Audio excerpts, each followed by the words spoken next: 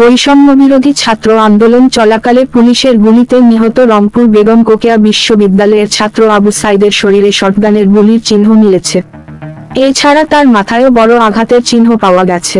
অতিরিক্ত রক্তক্ষরণে তার মৃত্যু হয়।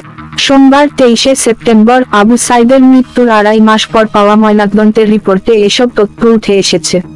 এর আগে গত 16 জুলাই রাত 12টায় আবু সাইদের ময়নাতদন্ত করা হয়।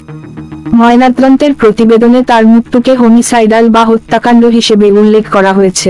ময়নাতদন্তের প্রতিবেদনে বলা হয়েছে, আবু সাইদের কানের ওপরের দিকে মাথার খুলিতে দৈর্ঘ্যে 3 ইঞ্চি ও প্রস্থে 1.5 ইঞ্চি আয়তনের গর্ত ছিল, যেখান থেকে রক্তক্ষরণ হয়েছে এবং রক্ত জমাট বাঁধা ছিল। এছাড়া বুক, পেট ও পাসহ শরীরের বিভিন্ন স্থানে অসংখ্য ছোট ছোট রাবার বুলেটের গর্ত ছিল।